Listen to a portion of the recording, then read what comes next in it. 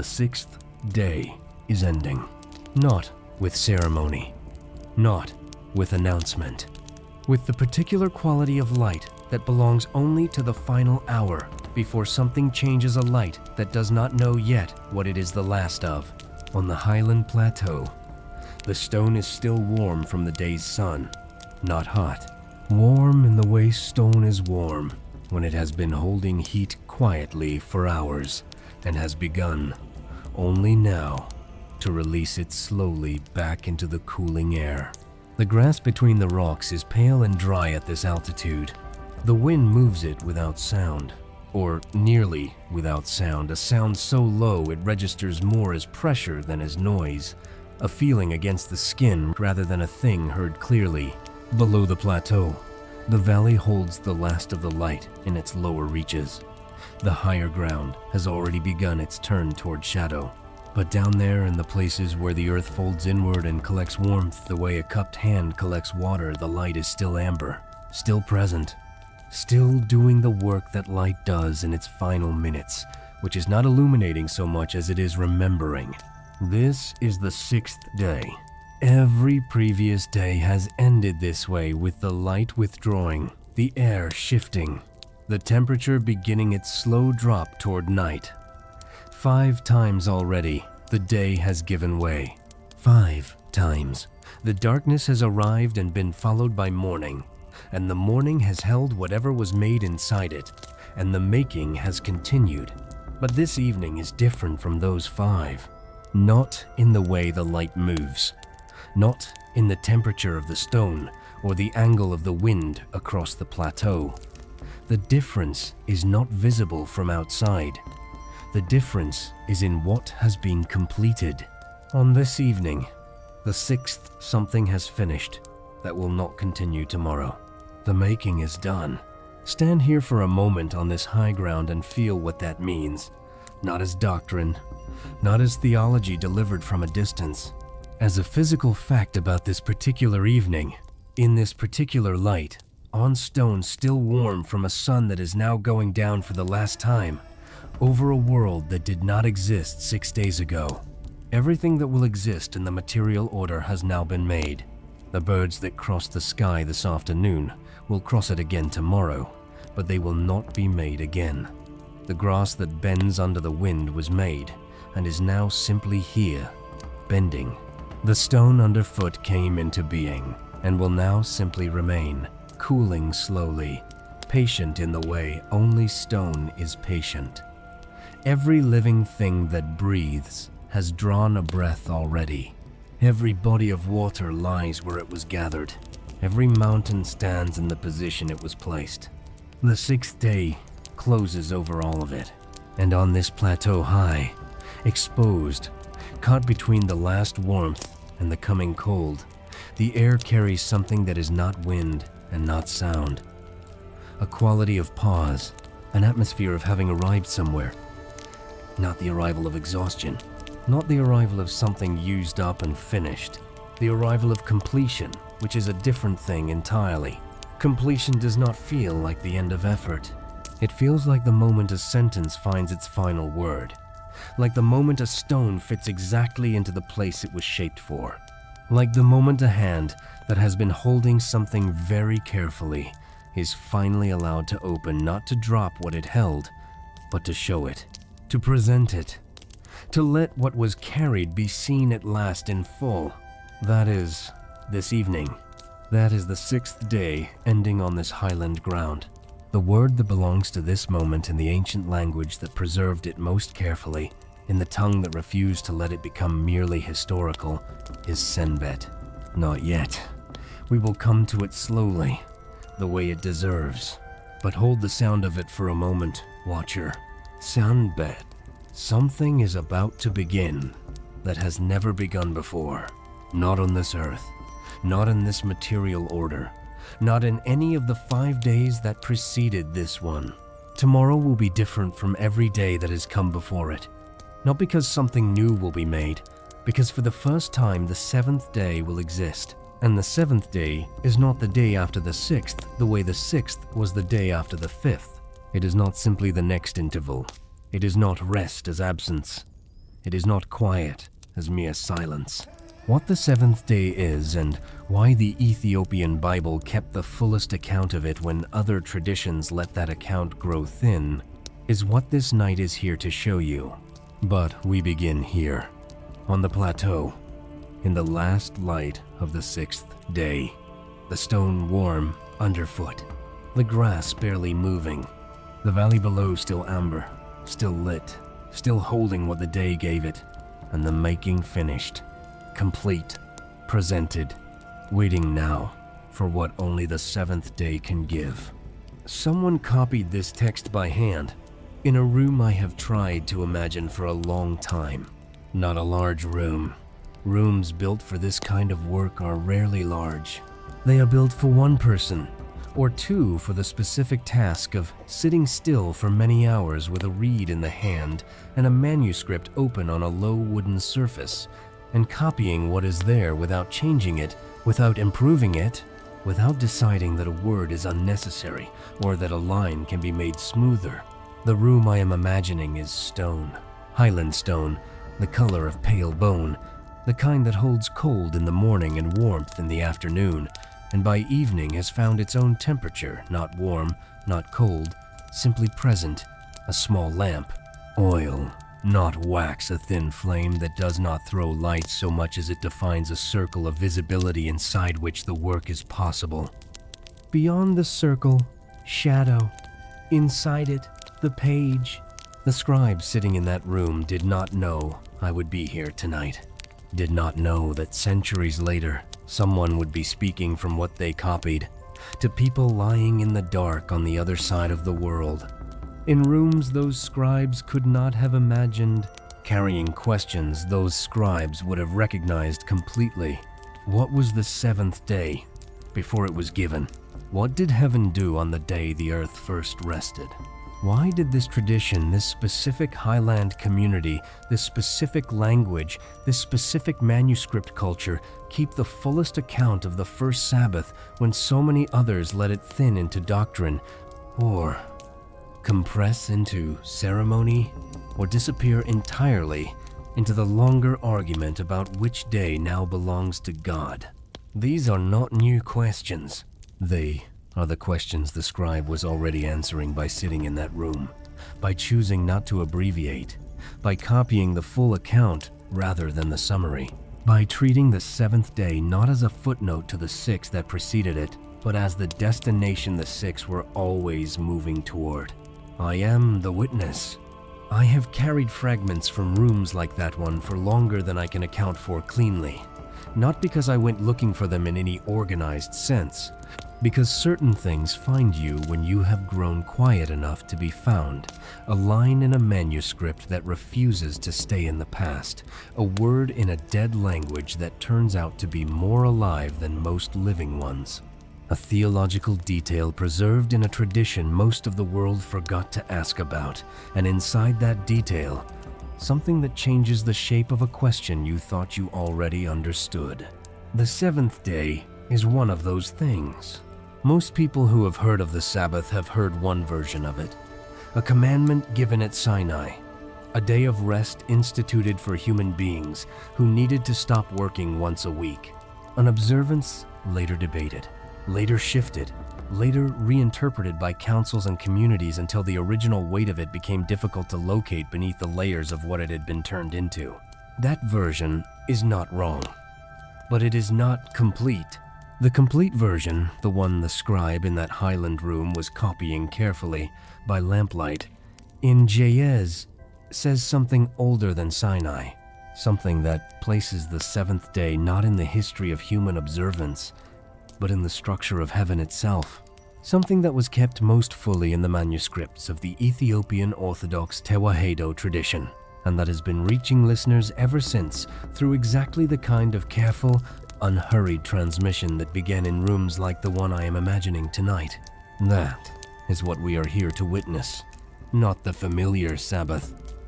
The first one, the one that was already being kept before the earth existed to keep it. The scribe copied it down, in a room of stone and lamplight and highland cold, without knowing I would carry it here, without knowing you would be listening. The page is still open. Come and see what it says. Before we go deeper, Watcher, if this kind of night, this kind of careful, old truth, carried through stone rooms and highland cold, and the patient hands of scribes who never imagined you would be listening, if this is what you need more of when the world outside has finally gone quiet. A quiet subscribe holds the archive open for you. It means the next account arrives without you having to search for it. It means the next manuscript, the next fragment, the next room I have tried to imagine finds you. The way certain things find people who have grown still enough to receive them. That is all it takes. One quiet action in the direction of more nights like this one. And before we continue, tell me something in the comments, Watcher. Are you new to this place, or have you been returning? One word is enough. First time or returning. I read what is left there, and I want to know who is keeping watch tonight in the dark. Now back to what we can see. The page is still open. The lamp is still burning. And what the scribe copied down in that Highland room is older than the commandment most people think they know. We are going in. The manuscript is open to the creation account.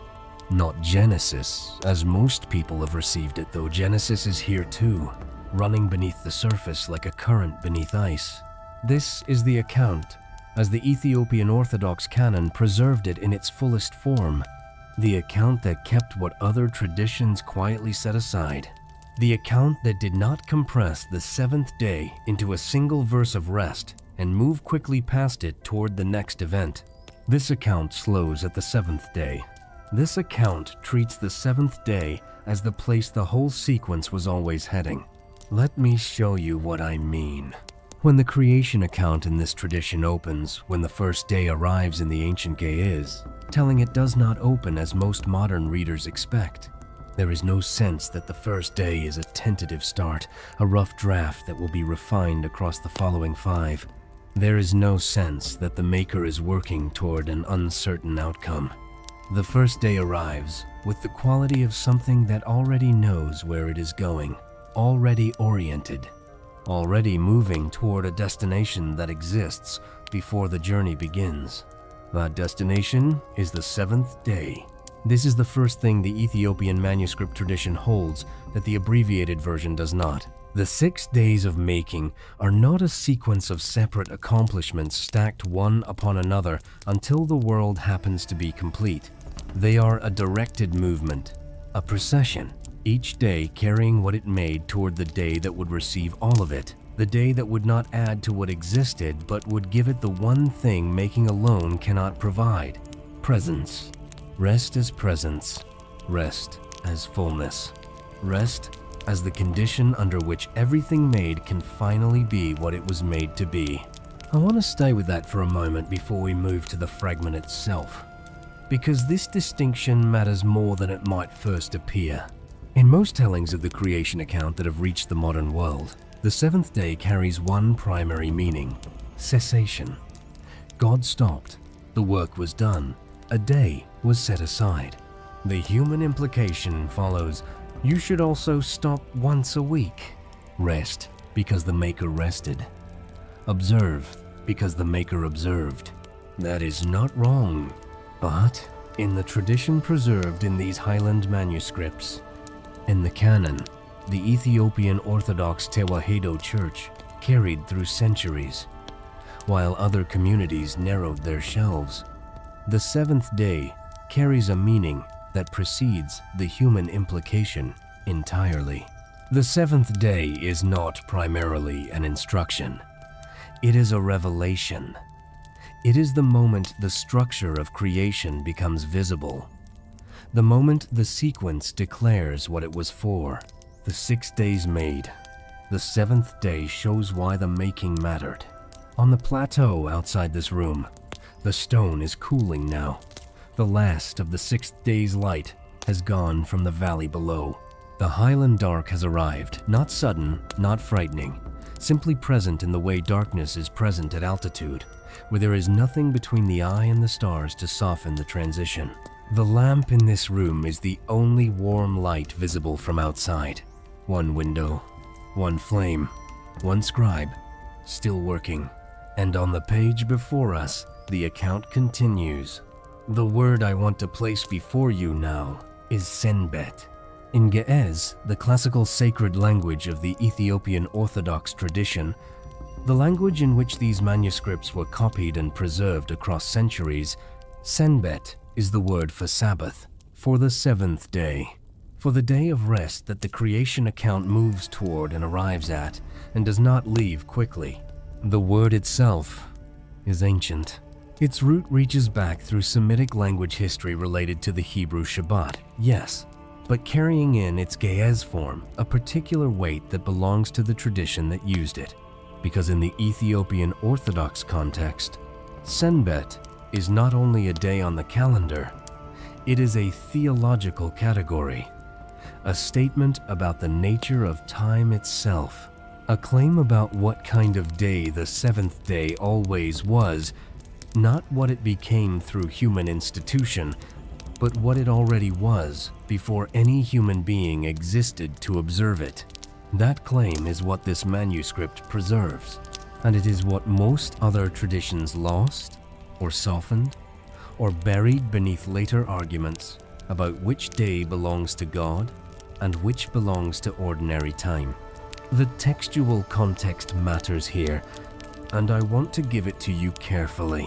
In 1 Enoch, the Book of Enoch, known in Ge'ez as Meshhafe Henoch, preserved in its most complete form in the Ethiopian Orthodox canon when the Hebrew original had already ceased to circulate as a whole text.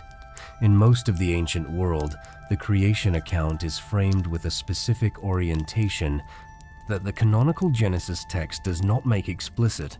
The opening chapters of 1 Enoch establish a vision of cosmic order in which the created world operates according to laws that were not invented for it but revealed to it.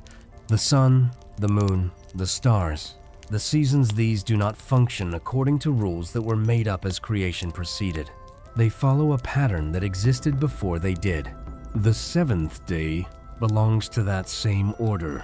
In the Enochic tradition as preserved in Ethiopia, the Sabbath is not an afterthought to creation. It is not the moment when the Maker ran out of things to make and decided to sit down.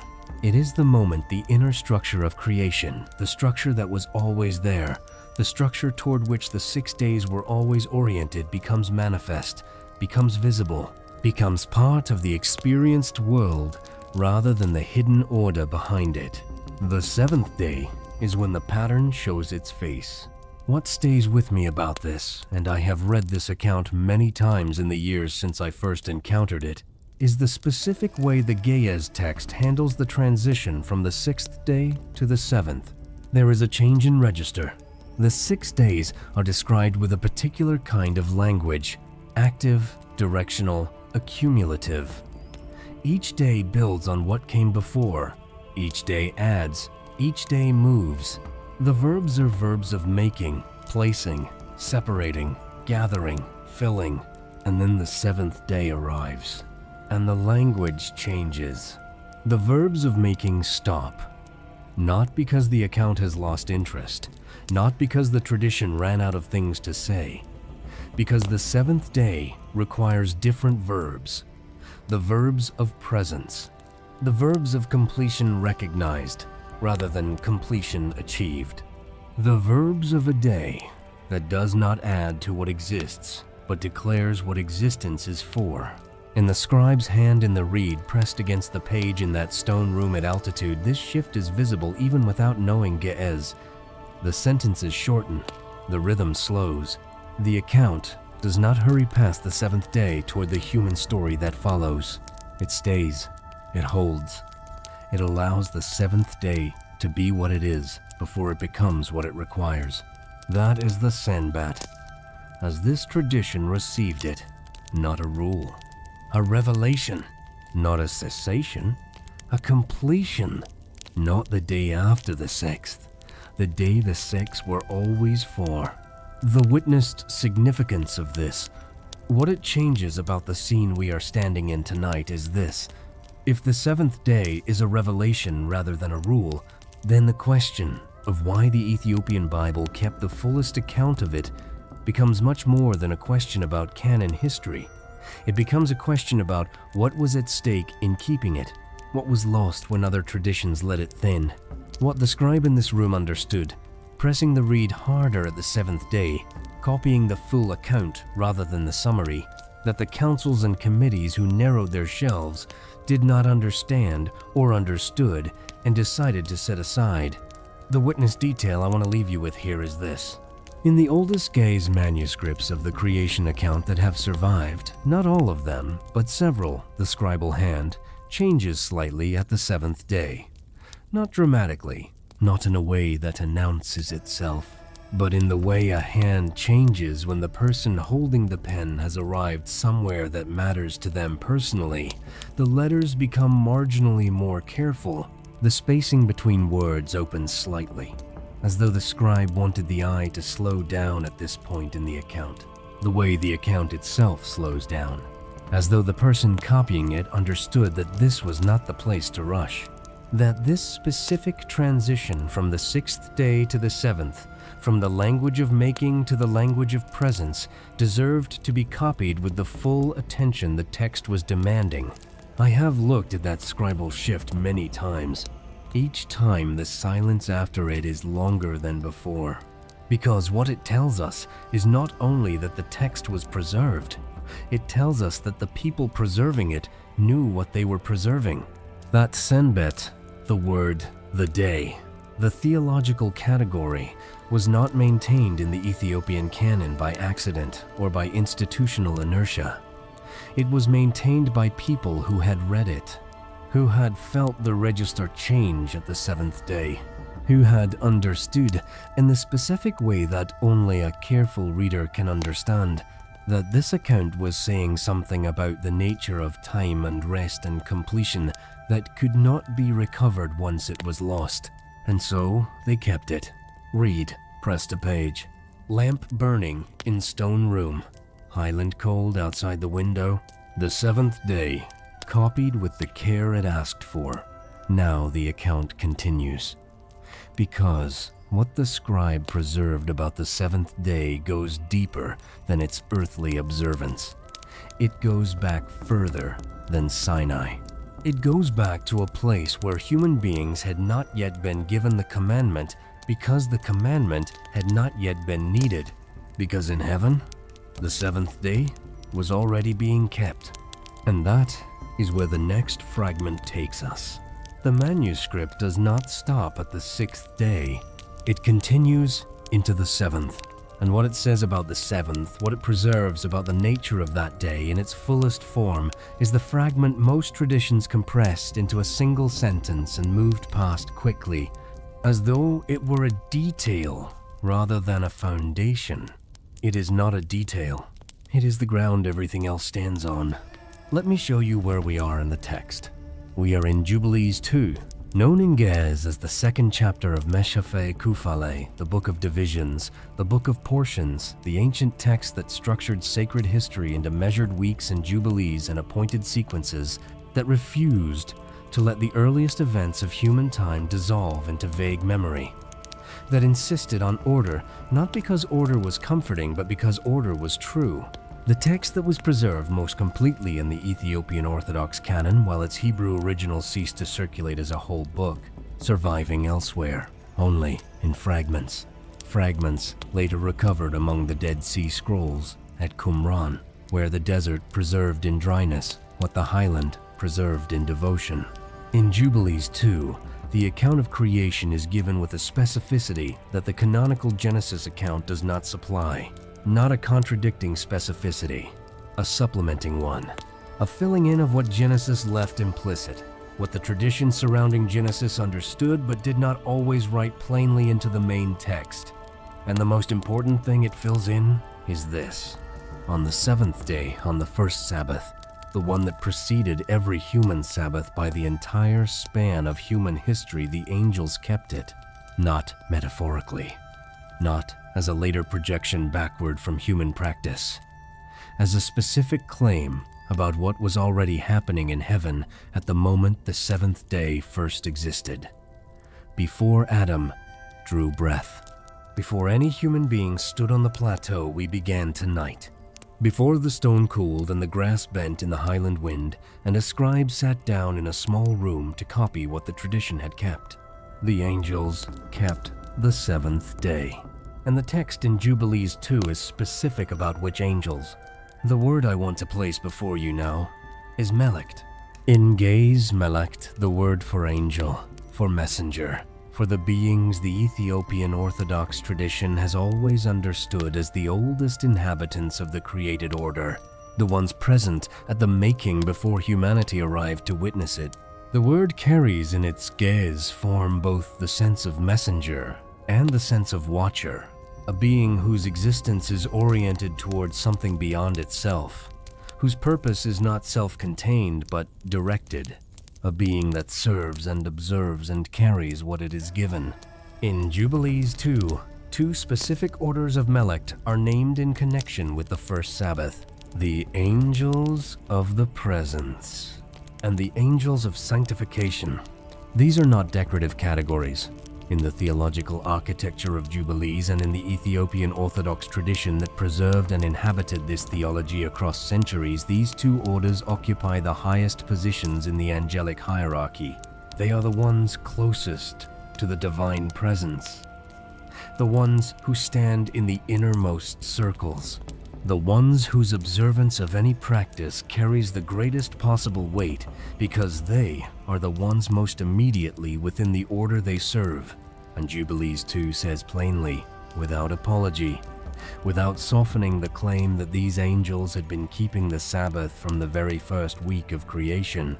Sit with the implication of that for a moment, not as a theological proposition to be evaluated from a distance, as a claim about what was already happening in heaven on the morning of the seventh day, while the new earth below was still in its first hours of existence, while the stone of this plateau was still geologically young, while the first light of the first Sabbath was falling across a world that had not yet been asked to observe anything.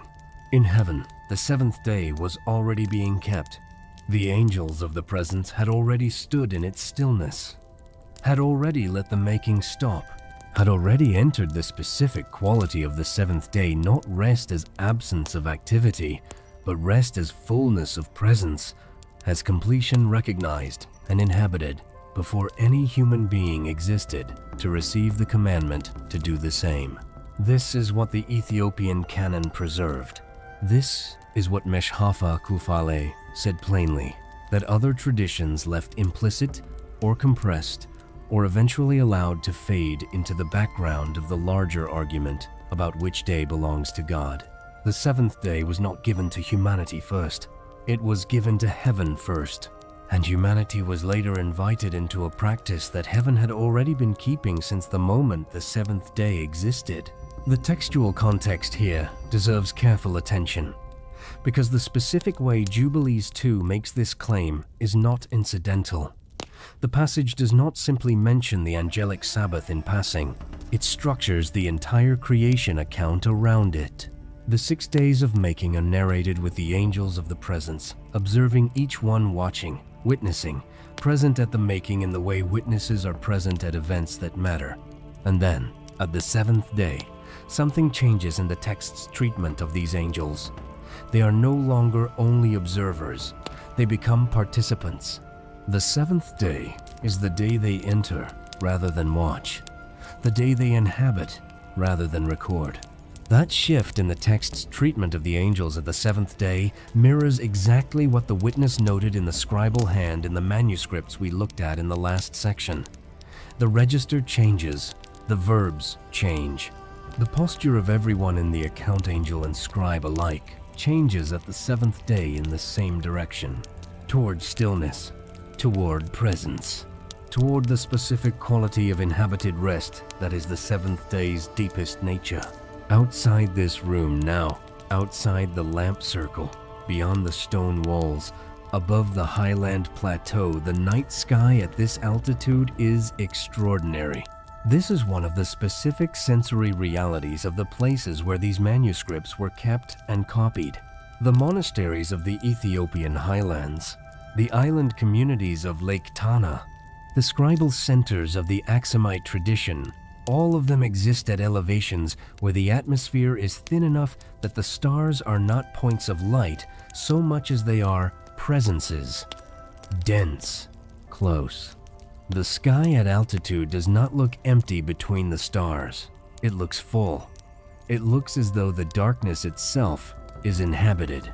I have thought about that often in relation to this fragment, because the claim Jubilees 2 makes about the angelic Sabbath is a claim about inhabited presence. The seventh day is not empty time. It is not the absence of the 6 days' activity. It is time that is full in a different way than the 6 days were full.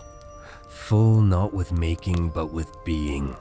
Full not with the addition of new things, but with the recognition of what all the adding was for. The angels of the presence kept it, because they were already the beings most defined by presence. The beings whose existence was already an act of orientation towards something beyond themselves. The beings for whom inhabited rest was not a departure from their nature, but the fullest expression of it, and they kept it from the very first seventh day. Before the commandment at Sinai, before the covenant at the mountain, before any human voice was asked to say, "Remember this day and keep it holy," the keeping was already happening. In heaven, in the oldest observance the created order contains. The witness significance of this, what it changes about the scene we are standing in tonight, what it changes about the title's promise, and the question the title asks is this: if the seventh day was already being kept in heaven before it was given to earth, then the commandment at Sinai is not an institution. It is an invitation. It is not the moment the Sabbath was created. It is the moment humanity was brought into a practice that the highest orders of created beings had already been inhabiting since the first seventh day existed. The Ethiopian Orthodox tradition understood this, and the Ethiopian Orthodox canon preserved the text that said it plainly. While other traditions received the Sabbath primarily as commandment, as law, as obligation, as the specific day set aside by divine decree for human rest, the Enochic and Jubilees material preserved in the Ethiopian canon placed the Sabbath inside a larger and older frame.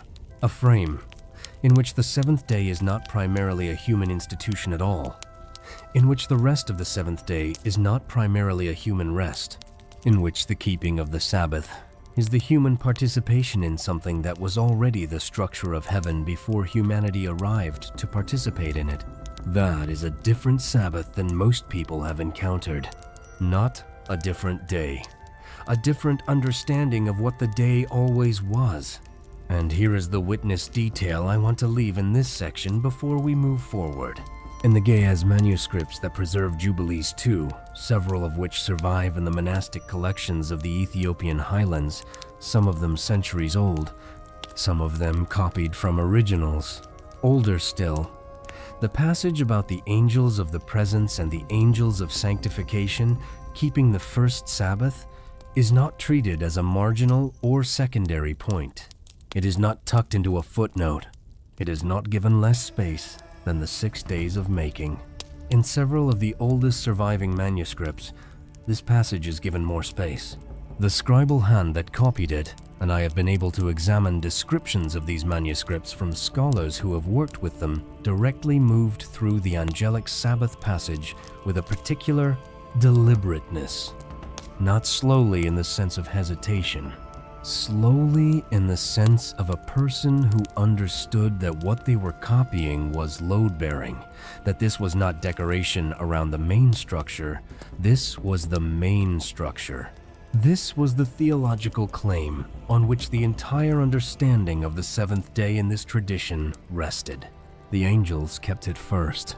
The keeping was already ancient when the commandment arrived.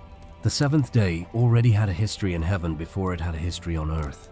And the Ethiopian scribe, pressing reed to page in a stone room at altitude, with the highland stars visible through the small window and the lamp burning low beside the manuscript, that scribe knew it, copied it carefully, gave it the space it asked for, because some things, once lost, do not come back easily.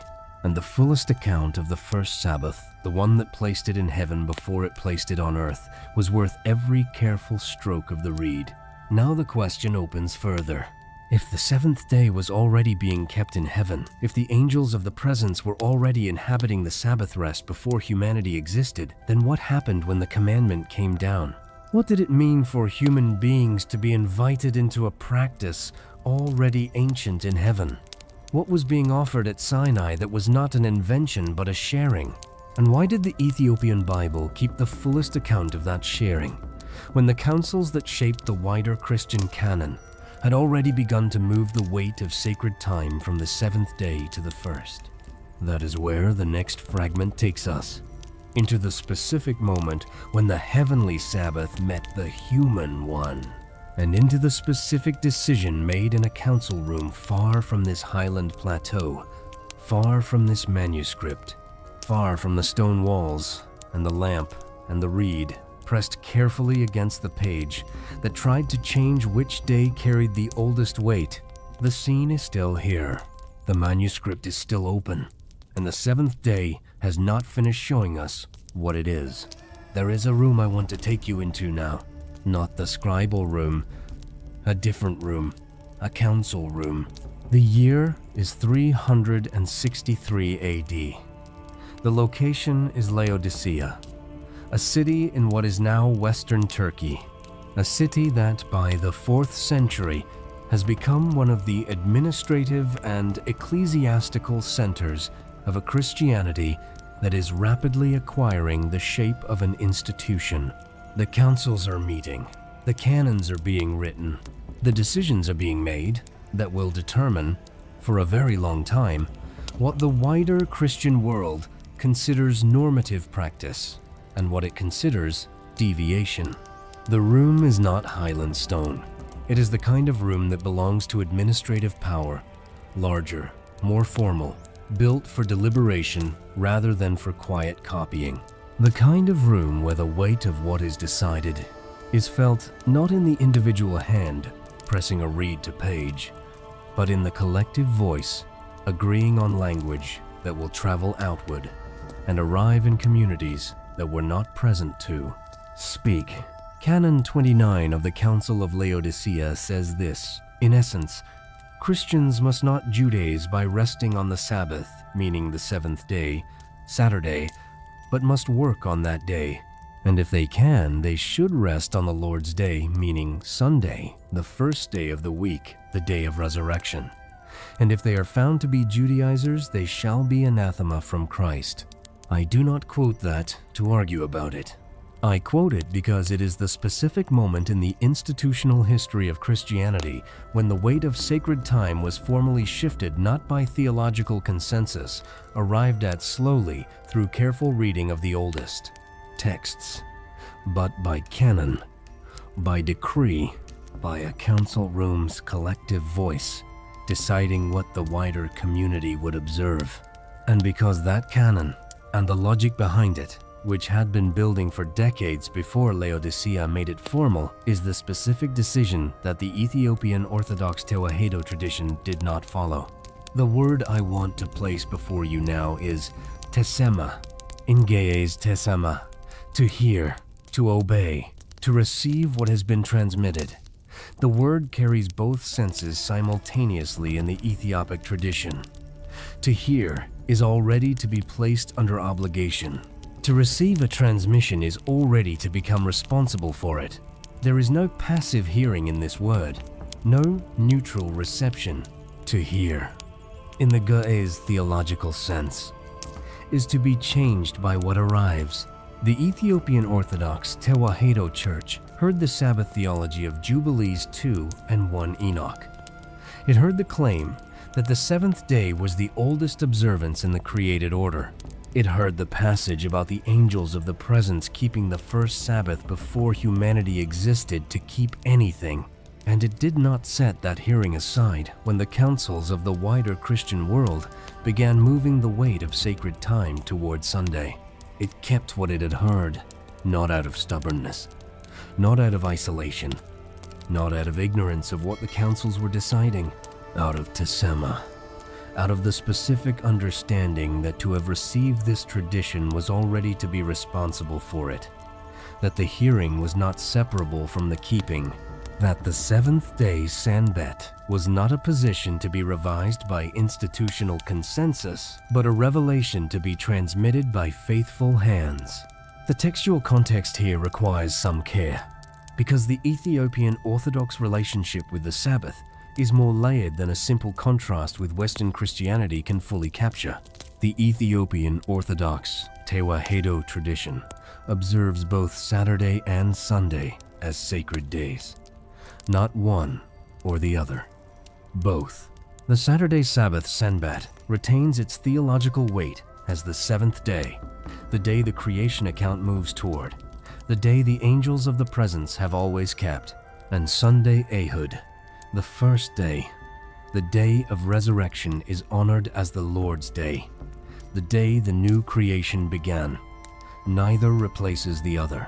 Neither is demoted to make room for the other. This is not compromise.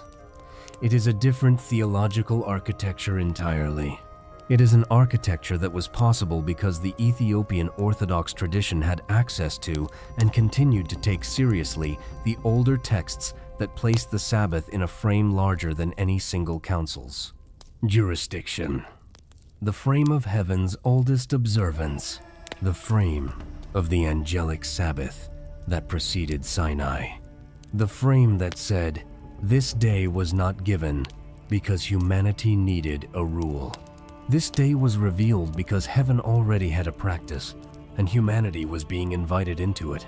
When you hold the seventh day inside that frame, the question of whether to observe Saturday or Sunday becomes a different question entirely. It is no longer a binary choice between Old Covenant and New. It is a question of whether to remain in contact with the oldest layer of sacred time, the layer that predates Sinai, that predates human history, that predates the earth itself, or to allow that layer to be replaced by a later one, however significant and true the later one also is. The Ethiopian tradition chose to remain in contact with both layers, and the canon of Laodicea, which reached and reshaped so much of the Christian world, did not reach this highland tradition deeply enough to change that choice. Outside this room, the Highland night has fully arrived now. The temperature has dropped in the specific way that Highland temperatures drop, not gradually, as in lower altitudes, but decisively, as though the night has been waiting just beyond the warmth of the day and has now been given permission to enter.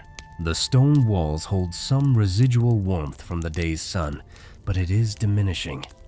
The lamp burns lower than it did when we began.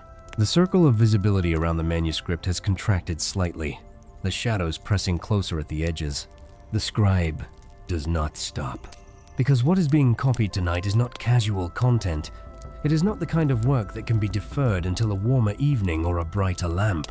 It is the kind of work that must be done when it is given to be done. In whatever conditions exist, with whatever light remains, that discipline is itself a form of tesama, a form of hearing that has become action, a form of reception that has become responsibility. Now I want to show you something specific about the contrast between what the Council of Laodicea decided and what the Ethiopian tradition preserved. Something that goes deeper than the simple fact of different calendar practices. The Council of Laodicea's Canon 29 framed the Saturday Sabbath as Judaizing, as a reversion to an older covenant that had been superseded, as a failure to fully inhabit the new reality inaugurated by the resurrection. The logic was theological, and it was not entirely without basis. There were genuine theological reasons within the framework of the wider Christian tradition for understanding Sunday as the primary day of Christian observance. But the logic of Canon 29 required something specific to work. It required the Sabbath to be understood primarily as a Mosaic institution, as a commandment given at Sinai to a specific people at a specific moment in covenant history. A commandment that, like other aspects of the Mosaic Law, was fulfilled and therefore transformed by the new covenant.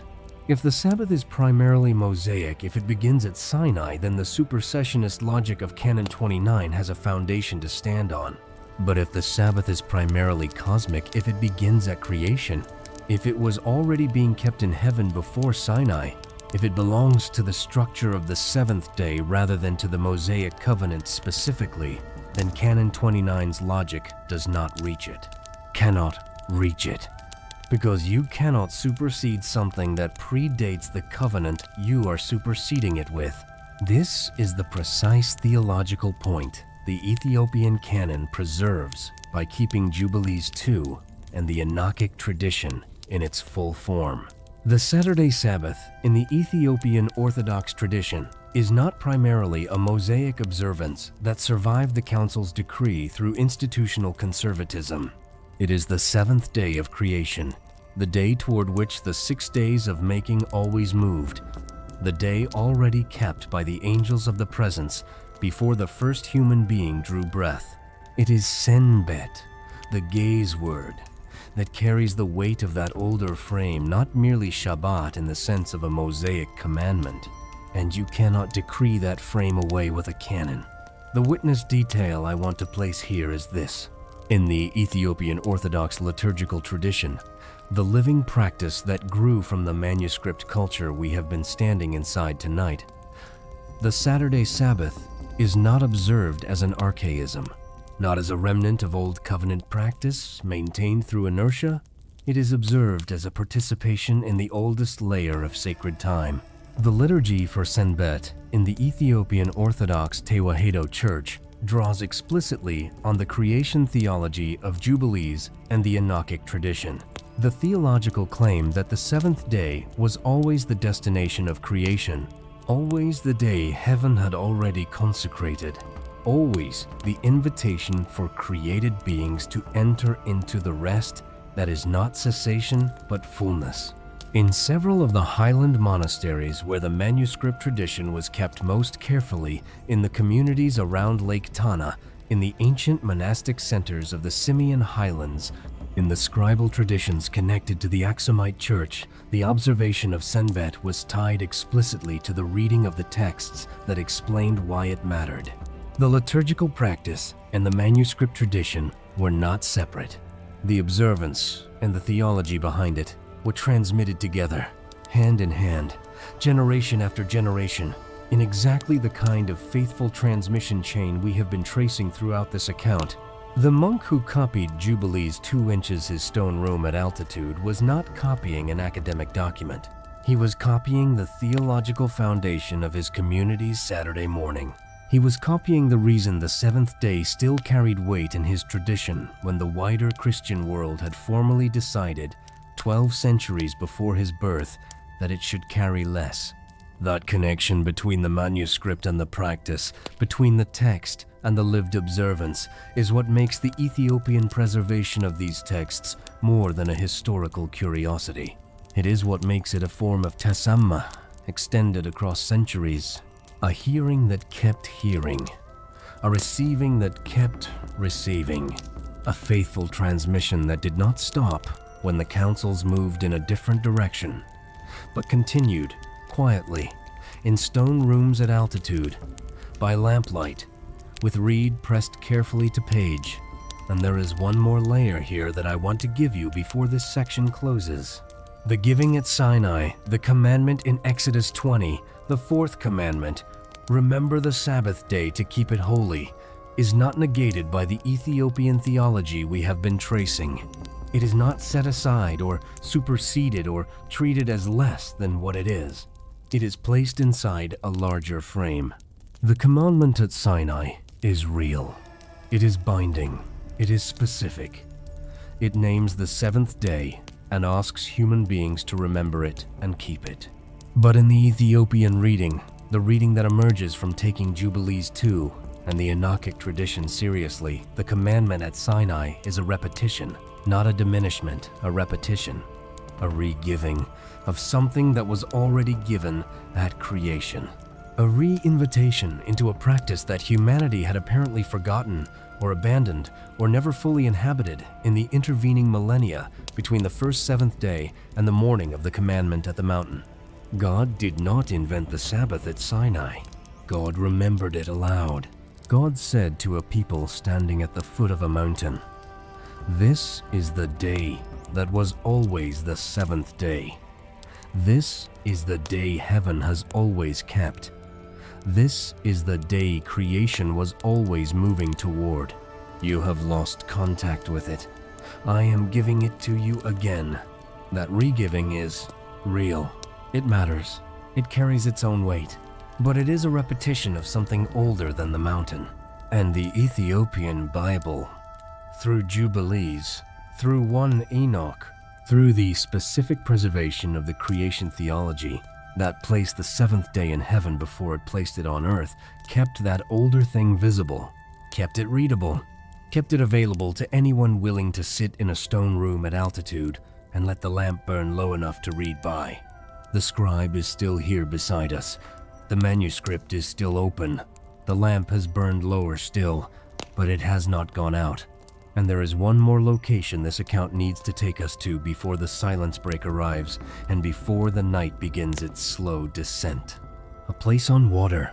A place where the manuscript tradition was kept not in a room on a plateau, but on an island that could only be reached by crossing a lake in a reed boat in the early morning before the light had fully arrived. The Lake Tana monasteries. The place where the seventh-day theology was copied in a community that lived, literally, surrounded by water on every side. The scene is moving. Follow it. The boat leaves before the light arrives. That is the first thing to understand about the Lake Tana Island monasteries. You do not cross in full daylight. You cross in the hour before in the specific quality of pre-dawn darkness that is not quite night and not yet morning, when the lake surface is flat, and the island ahead is visible only as a shape against a slightly less dark sky. A silhouette, a suggestion of land surrounded by water, the monastery walls rising from the island's interior, the first fires of the morning not yet lit, the community still in the last hour of its night prayers. The reed boat moves without hurry. At this altitude, Lake Tana sits at roughly 1,800 meters above sea level in the northwestern Ethiopian highlands. The air at pre-dawn carries a specific quality that belongs nowhere else. Cold without being harsh. Clear in the way that air is clear, when there is nothing between the lungs and the open sky for miles in every direction. The lake's surface in this hour holds the stars rather than reflecting them. Not a mirror image, but an absorption, as though the water has taken the night inside itself and is holding it carefully until the sun arrives to ask for it back. The papyrus reeds at the lake's edge make almost no sound. Almost. There is a sound, a very soft sound, a brushing, a presence of material against water that registers at the edge of hearing that belongs specifically to this crossing. It is the sound of the boat moving through the lake's outer reed beds before reaching open water. A sound that monks who made this crossing regularly would have heard so many times it became part of the interior landscape of their daily life. A sound that meant, we are leaving the shore. We are moving toward the place where the manuscripts are kept. The Lake Tana Island monasteries are among the oldest continuously inhabited religious communities in Ethiopia. Some of them trace their origins to the earliest centuries of Ethiopian Christianity, to the period following the conversion of the Aksumite Empire in the 4th century, when the new faith arrived, not as an imperial imposition, but as a deep theological engagement with a tradition that already had its own sacred texts, its own liturgical language, its own understanding of which books belonged to the canon of Scripture. The islands of Lake Tana became, over centuries, some of the most important sites of manuscript preservation in the Ethiopian Orthodox tradition. Not the only sites, the highland monasteries of the Simeon Range, the ancient scribal centers connected to the Aksumite Church, the monastic communities of the northern highlands, all of these played their role. But the Tana Islands have a specific character that distinguishes them from the mainland communities. They are surrounded by water on every side. That is not a small thing. The word I want to place before you now is Tana. The name of the lake itself, Tana, carried in the Ethiopian tradition a weight beyond simple geography. Lake Tana is the source of the Blue Nile, the river the ancient tradition knew as the Gihon, one of the 4 rivers described in Genesis 2 as flowing from the Garden of Eden. The Ge'ez tradition identified the Gihon explicitly with the Blue Nile, making Lake Tana not merely a highland lake, but a geographic point of contact between the present landscape and the sacred geography of the earliest human world. A place where the water that flows from the source of Eden's second river begins its long journey northward. To live on an island in that lake was to live in the theological imagination of the Ethiopian Orthodox tradition, at a place where the present and the primordial touched, where the water under the reed boat was not simply water, but the beginning of the river that the Genesis account placed at the edge of paradise.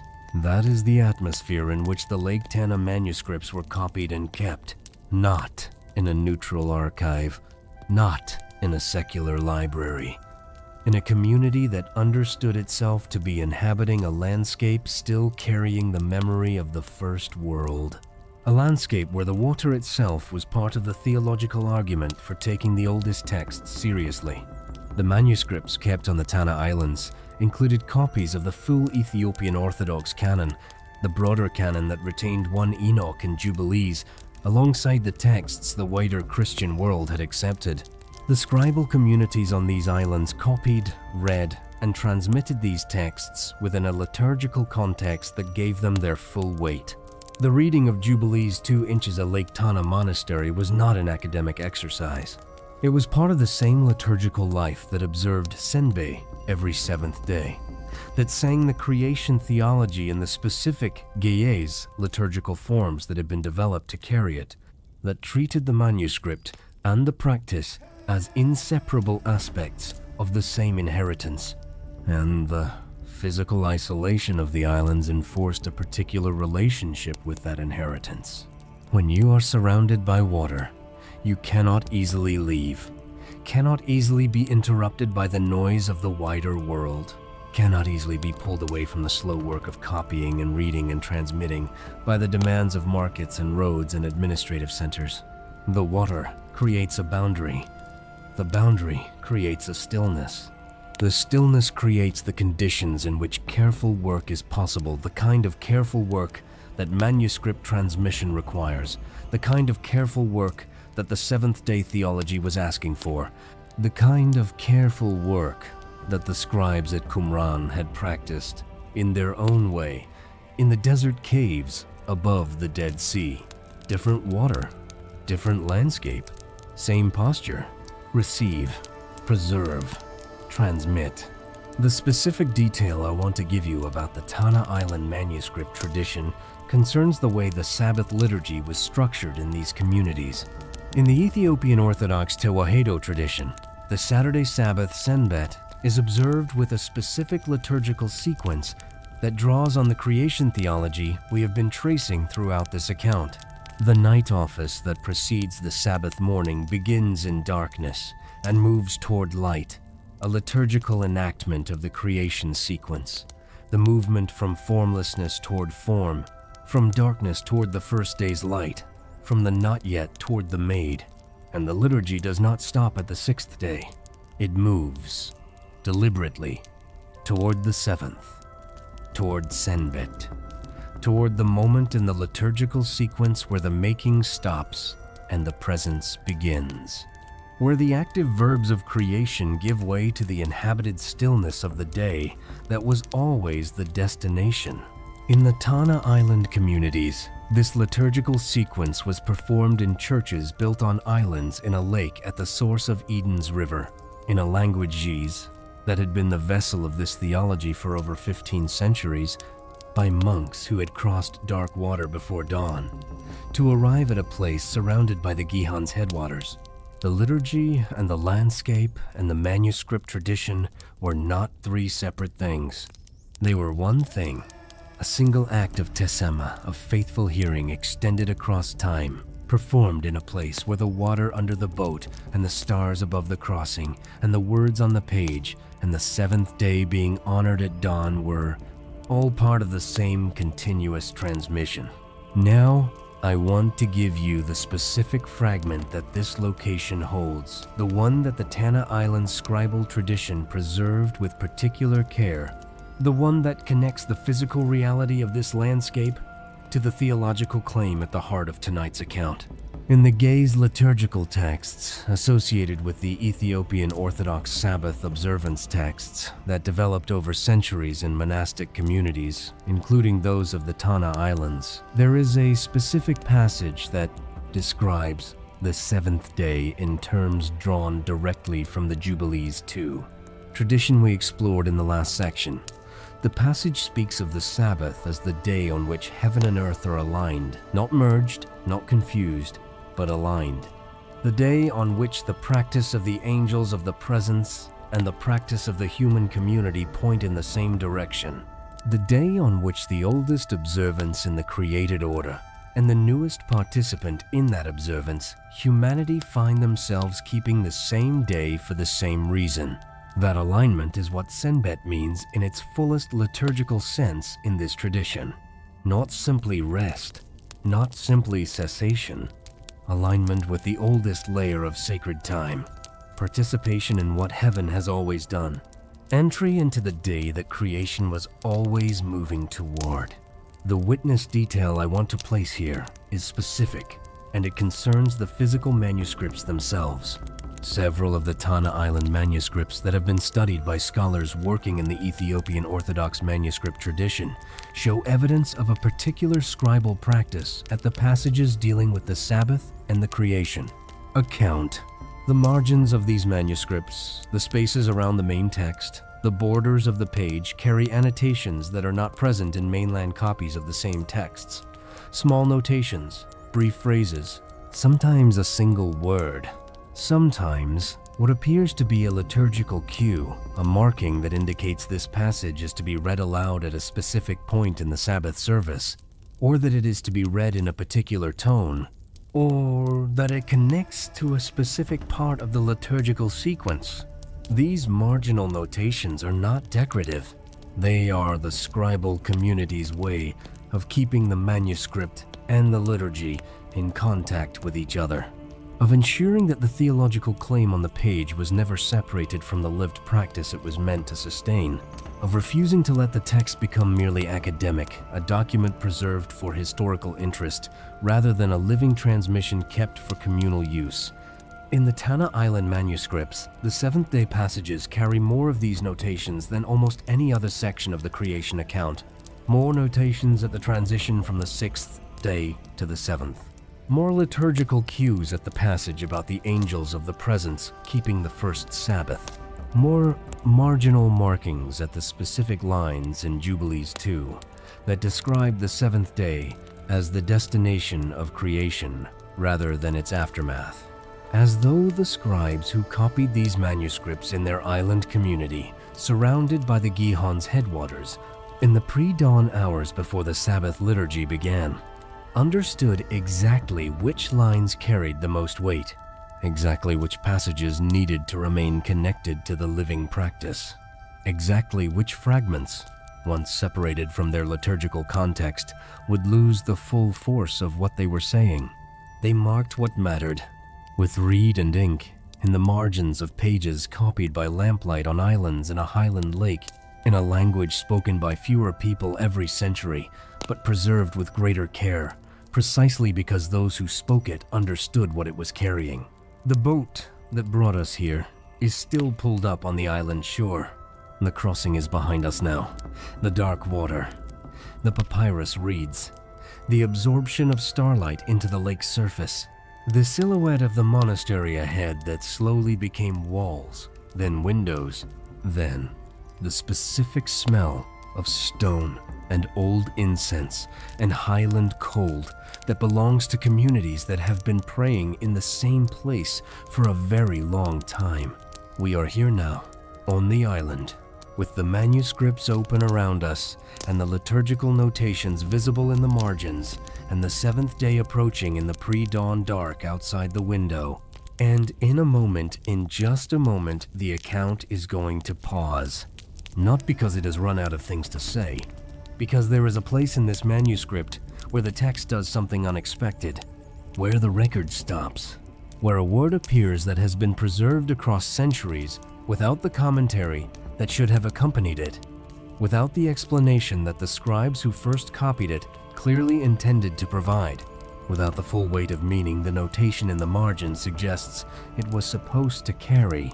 A word preserved, a meaning lost, or not lost, held somewhere the ink cannot reach.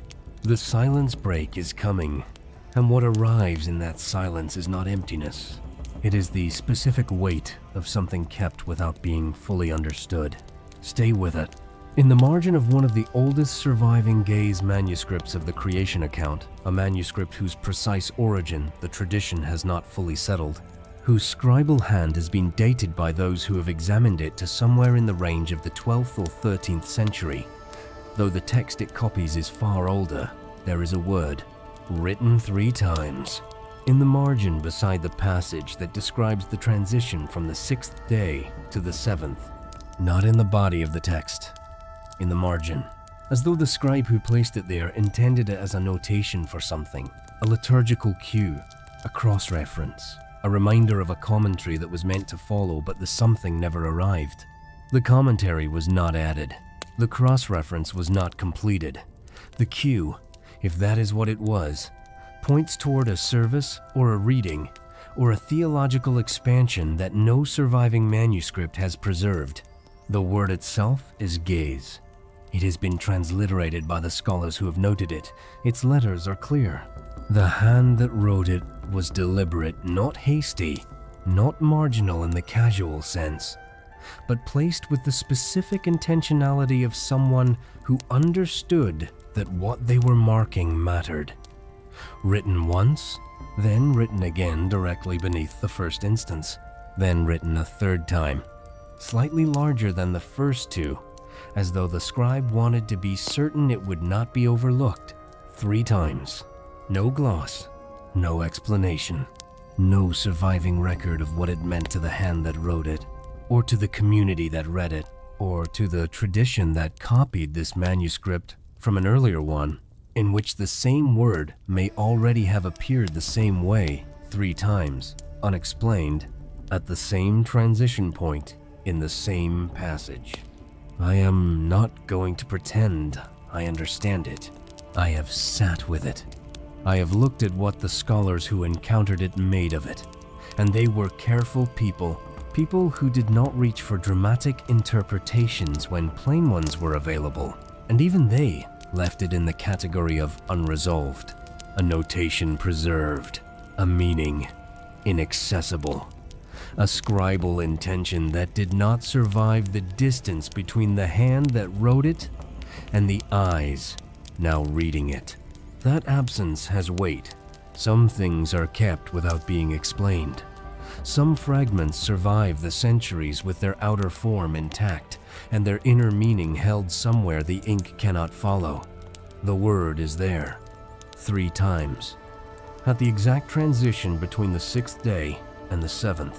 In the margin of a manuscript, copied by someone who knew what they were marking was important, what it meant, what the scribe heard when they wrote it, what the community understood when they read it, what theological reality it was pointing toward in the full commentary that was never added or never survived, that belongs to a silence I am not going to fill tonight. It is enough that it was kept. Now, back to what we can see. The silence has held long enough. Now come back in. The scene is still here. The island, the water, the pre-dawn dark, the manuscript open on the low wooden surface inside the stone room where the lamp has burned through most of the night and is now in its final hours. The flame smaller than it was when we began, but still present, still doing the work a flame does when it has been tended carefully and asked to last. Outside, the lake is still. not the stillness of emptiness, the stillness of something that has finished one thing and has not yet begun the next, the stillness of a surface that held the night stars for hours and is now, in this most liminal of hours, releasing them not dramatically, not with announcement, but in the slow way that darkness gives way at altitude, which is less a transition and more a revelation, less a change and more a disclosure. The darkness does not disappear. It becomes transparent. And through its transparency, the first suggestion of what lies beyond it begins to press through. This is the hour that belongs to the seventh day, not fully arrived yet, not fully declared, but present in the way that things are present when they have been coming for a long time and have finally reached the moment just before their arrival becomes undeniable. I want to take you back to the manuscript now, back to one Enoch the Meshaphe. Enoch, the Book of Enoch, as the Ethiopian Orthodox canon preserved it in Ge'ez, and to the specific way it frames the sixth day's completion in relation to the seventh day's necessity. Because the sixth day in this tradition does not end simply because the making is finished. It ends because it has carried everything it was capable of carrying. That is a different statement, and it matters.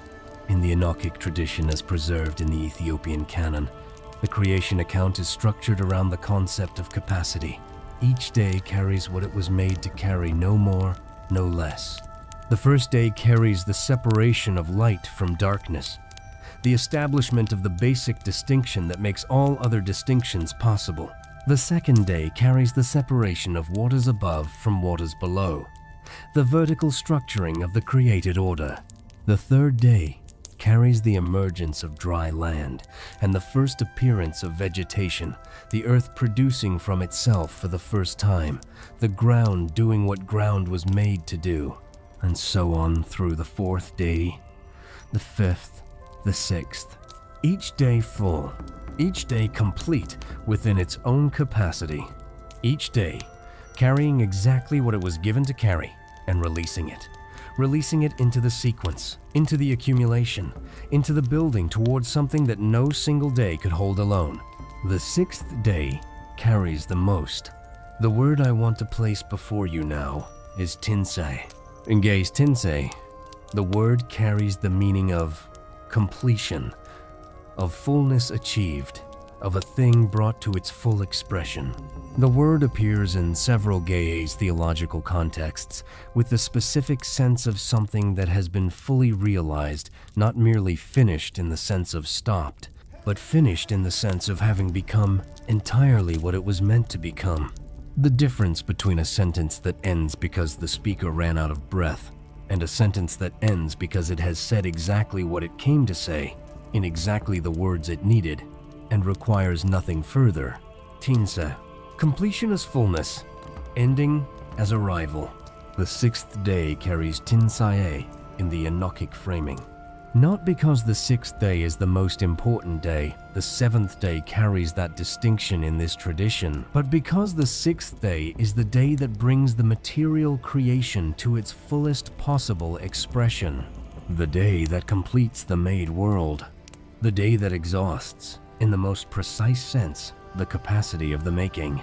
Everything that can be made has been made. Everything that can be formed has been formed. Everything that can be filled has been filled. Everything that can be named has been named. And in the naming, in the specific act of naming that the sixth day contains, the naming of the living creatures, the naming that Adam performs at God's invitation in the Genesis account, something extraordinary happens in the Enochic reading of that moment. The naming is not merely taxonomic, not merely organizational. The naming is the human participation in the structure of creation. The moment in which the newly made creature, the human being, the one made on the sixth day, the one who arrives last in the sequence, is given the capacity to recognize what has been made, to call it by its name, to stand inside the created order and speak it back to the one who made it. That is what the sixth day carries at its fullest. the Maker, the made world, and the creature who can stand between them and name what it sees. But here is what the Enochic tradition and the specific theological reading preserved in the Ethiopian canon says about the relationship between that fullness and the seventh day that follows it. The Tinsaye of the sixth day is not sufficient by itself, not because it is incomplete in what it achieved, but because completion achieved is not the same as completion inhabited. The made world at the end of the sixth day is entirely what it was meant to be. Every creature in its place, every element in its order, every living thing carrying the life that was given to it, the human being standing at the center of it, capable of naming what surrounds them, capable of recognition, capable of relationship with both the made world and the one who made it. But none of it yet rests. None of it yet inhabits what it is. None of it yet exists in the condition of fullness recognized and inhabited rather than fullness achieved and still moving. The sixth day makes. The seventh day allows what was made to be what it is. This is the specific framing the Ethiopian Orthodox canon preserved that the abbreviated reading of the creation account does not fully surface. The seventh day in this tradition is not the day after the making. It is the day the making was for, not its sequel, its purpose. And Sanbat, the gaze word for the seventh day, the word we have been carrying since the opening of this account, carries that purpose inside it in the full Ethiopian Orthodox theological understanding. Sanbat is not rest from fatigue. The Maker does not rest on the seventh day because the making was exhausting. The Maker rests on the seventh day because rest, this specific kind of inhabited, present, complete rest, is what the making was always moving toward. Because the seventh day is the condition in which the made world can finally be recognized in its fullness. Named not, as Adam named the creatures on the sixth day, one by one, taxonomically, each thing in its category, but recognized as a whole, as a completed thing, as something that is entirely what it was meant to be and can now simply be that, without addition, without modification, without the forward pressure of making that characterized every previous day. The seventh day is when creation exhales.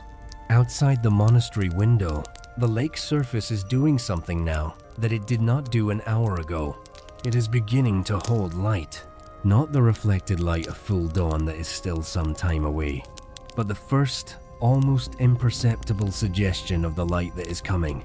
A faint luminosity on the water's surface that is not moonlight and not starlight, but something new, the first breath of the day that has been forming on the other side of the world all through the night and is now, at last, beginning to arrive at this island, at this shore, at this specific body of water that the ancient tradition identified as the beginning of Eden's second river, the Gihon, the Blue Nile, at its source, receiving the first light of the seventh day. I want to give you the specific fragment from 1 Enoch that this section has been building toward, the fragment that the Ethiopian canon preserved in its fullest form, the fragment that places the sixth day's completion in its precise relationship to the seventh day's necessity. In the Enochic account of creation, as preserved in gaze in the Meshafa Henoch, in the sections that deal with the structure of the created order and the laws by which it operates, there is a passage that describes the seventh day in terms that go beyond both cessation and fullness. The passage describes the seventh day as the day on which the created order becomes legible, the day on which what was made can be read not in the sense of studied or analyzed, but in the sense that a face can be read when it is finally turned toward the light. The making brought everything into existence. The seventh day brings it into visibility, not physical visibility. Everything was visible before the seventh day. The birds were visible on the fifth day. The living creatures were visible on the sixth. The light itself was visible on the first. The visibility the seventh day gives is a different kind, a deeper kind. The visibility of meaning, the visibility of purpose, the condition in which the created order can be seen not only as what it is, but as what it is for. Tinsae made the world complete. Sanbat made the world comprehensible. And the Enochic tradition, preserved in this canon, copied in this manuscript, carried through centuries in this language, held those two things in precise relationship, did not collapse them into one, did not allow the sixth day's completion to absorb the seventh day's necessity, did not allow the making to become the whole story, because the making was never the whole story. The whole story includes the day that shows what the making was for. The witness detail I want to place here is this. In the gaze manuscripts of one Enoch that have been preserved in the Ethiopian Orthodox tradition, and several significant manuscript witnesses survive, some in the collections of the Highland monasteries, some in European collections that received them through scholarly acquisition in the 18th and 19th centuries. The passage describing the seventh day as the day of Tinsae's completion carries a specific structural marker that scribes used in the Ethiopic manuscript tradition to indicate a passage of particular theological weight. The marker is not a word. It is a visual feature, a specific arrangement of the text on the page, a deliberate spacing, a kind of visual breath given to the passage before and after it that signals to the reader, pause here. This is not the same as what came before. This deserves a different quality of attention. The marker appears at the transition from the sixth day to the seventh. It appears at the description of the seventh day as the day the created order becomes legible, and it appears with the same deliberateness, the same visual breath at the specific lines describing the angels of the presence entering the seventh day's rest alongside the rest of the created order. The lines we encountered in Jubilees 2 finding their parallel here in the Enochic tradition, the two texts speaking across their separate structures toward the same claim. Heaven rested. The created order rested. And the resting was not empty. It was the fullest thing the creation had yet done. The lake outside is lighter now than it was. Not much. Not yet enough to call it dawn, but enough that the island's tree line is beginning to separate from the sky above it, a distinction, a visible edge, a line between the solid and the open that was not visible an hour ago. The seventh day is very close now, not only in the account, in this hour, in the specific quality of this pre-dawn light falling across the water that was always Eden's river, arriving at the island where the manuscript was kept, entering the stone room where the lamp is burning its final hours, falling across the page that has been open since before the crossing. The account has one more fragment to show you before the descent begins. One more specific detail. One more scribal observation. One more piece of what the Tana Island tradition preserved that connects the manuscript in this room to the practice it was meant to sustain.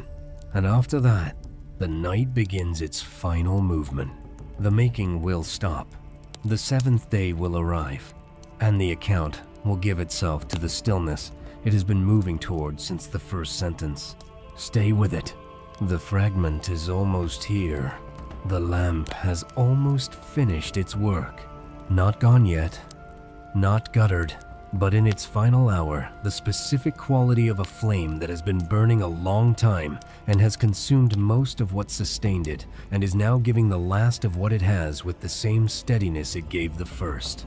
No dramatics, no flickering distress, simply the quiet continuation of a thing that was asked to last through the night and has lasted, and is now arriving at the natural end of that task. Outside, the lake is unmistakably lighter than it was. The island's tree line is fully visible now, against the sky, not as a suggestion, not as a marginally darker edge against the dark, but as a defined shape, a specific silhouette of acacia and highland fig, and the papyrus stands at the water's edge, all of it legible now, in the first true pre-dawn light that has been building across the eastern sky for the past hour without announcing itself. The water below the trees holds this light differently than it held the darkness. The darkness it absorbed, took inside itself, kept. The light it returns, gives back upward, offers to the sky, as though the lake understands that light belongs to a different economy than darkness, that darkness is for keeping, and light is for sharing. And the surface of the water at dawn is the place where that exchange happens most visibly. This is the hour the seventh day arrives in.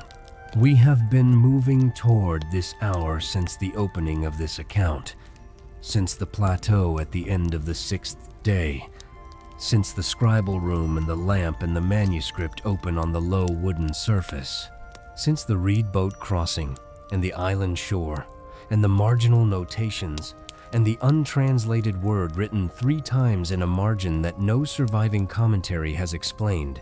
All of it has been moving toward this hour, toward the moment when the making stops, toward the moment when Sanbat arrives not as a commandment, not as a decree, not as the decision of a council room, but as the natural culmination of everything the 6 days were carrying. The arrival of the day that was always the destination. The arrival of the oldest observance in the created order at the specific moment in each week when the created order is invited to remember what it is. And in the manuscript before us, in the gaze text that has been open on this low wooden surface through the hours of the night, there is one more thing to see, one more scribal detail, one more piece of what was preserved here, in this tradition, in this language, in this specific manuscript culture surrounded by Eden's River that the wider world was not keeping with the same care. The word I want to place before you now is ferasa. In Ge'ez ferasa, to complete, to finish, to bring to its appointed end. The word carries a specific connotation that distinguishes it from simple cessation. Ferasa is the completion of something that was always going to end at this point, not a stopping that happens to occur now. Not a running out, not an interruption, but the arrival at the place the thing was always heading. The completion of a journey at its intended destination. The resolution of a sentence at the word it was always moving toward.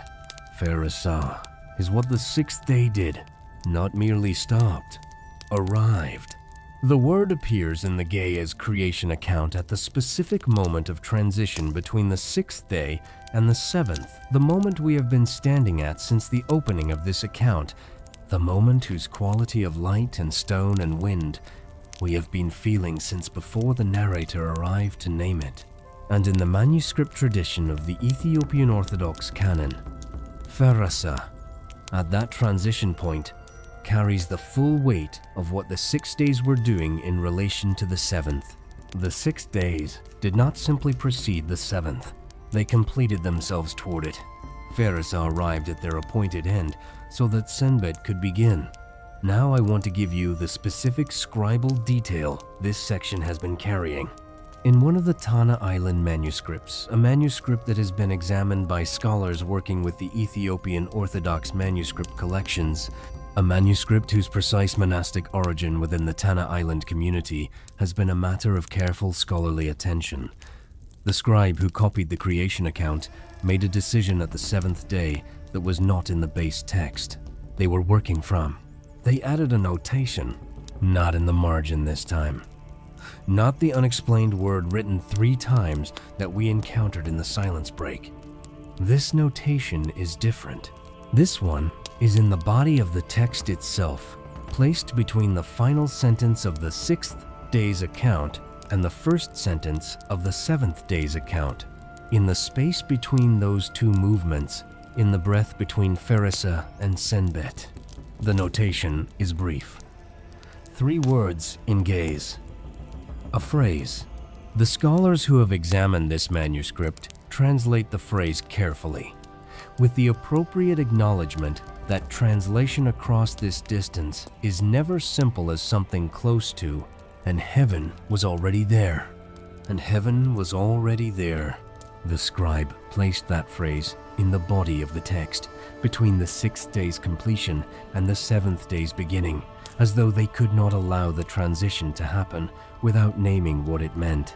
as though they had been copying the account carefully for hours for the entire 6 days, through all the making, through all the ferasa of each day's completion, and had arrived at this transition point and understood, with a clarity that the base text did not make explicit, that the 7th day was not arriving into an empty space.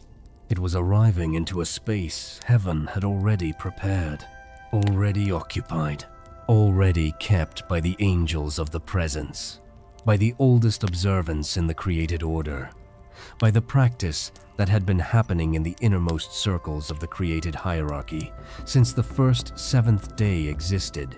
The scribe knew this from Jubilees 2, from the Meshafa Henok, from the full Ethiopian Orthodox canon that had kept these texts and the theology they carried, from the tradition they had been formed inside, the liturgical practice they had been observing every Saturday morning, the crossing they'd been making in the dark before dawn to arrive at the place where the manuscript was kept. And they could not allow the transition to pass without saying it. And heaven was already there. 3 words in gaze, added to the body of the text. In the space between the 6th day's arrival at its appointed end and the 7th day's beginning, a scribe on an island in the lake at the source of Eden's river, pressing reed to page in the last hour of the lamp, refusing to let the most important transition in the creation account happen in silence. The textual context here is specific, and I want to give it to you carefully because the specificity is what makes it real rather than decorative. Scribal additions to the body of a text are not common in the Ethiopian manuscript tradition. The tradition is a careful one, a tradition that understood the difference between the text and the commentary on the text, between what was received and what was added, between transmission and interpretation. Scribes in this tradition did not routinely insert their own theological reflections into the body of what they were copying. They used margins for that. They used separate commentary texts. They used liturgical notations and cross-references and the kinds of marginal marks we have been tracing throughout this account. A scribe who placed a phrase in the body of the text between 2 movements of the creation account, in the breath between the 6th day and the 7th, was making a deliberate decision. A decision that said, "This is not my commentary. This is what the text means. This is what the full tradition that I have received and inhabited and copied by lamplight on this island understands the 7th day to be arriving into." Heaven was already there. The transition between the 6th day and the 7th is not the arrival of rest into emptiness. It is the arrival of the earth into an alignment with what heaven has always been doing. Sanbat on earth is the human participation in the oldest practice of the created order. The moment in each week when the made world stone and water and grass and breath and the bodies of people lying still in the dark enters into the same orientation as the angels of the presence, the same stillness, the same inhabited fullness, the same recognition of what the making was for. And heaven was already there, waiting, not impatiently, not with urgency, in the way that the oldest things wait with the steadiness of something that has always been and does not depend on the arrival of the newer thing for its own reality, but present, oriented toward the moment when the earth would finally be ready to enter what heaven had always held open. The witness detail I want to leave in this section is this. The manuscript that contains this scribal addition, the 3 gaze words placed in the body of the text between the 6th day and the 7th, is not a famous manuscript. It is not the kind of document that appears in popular accounts of Ethiopian manuscript culture or in the tourist descriptions of the Tana Island monasteries. It is a working manuscript, a community manuscript, the kind of document that was made to be used, to be read from in the liturgy, to be carried in the hands of monks crossing the lake before dawn, to be open on the low wooden surface of a scribal room while a lamp burned through the night. It was not made to be remarkable. It was made to be faithful.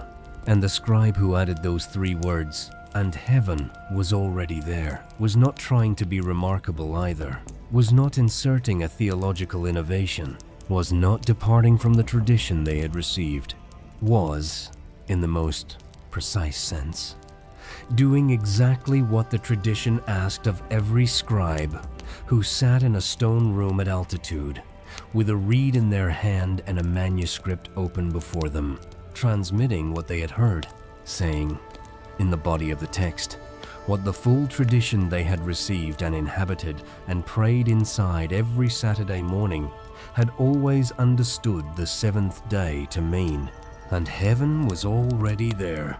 3 words, in J's, in the body of a working manuscript on an island in Eden's river, by a scribe whose name we do not have, whose lamp burned through a night we cannot measure, whose reed pressed against a page that has outlasted them by centuries.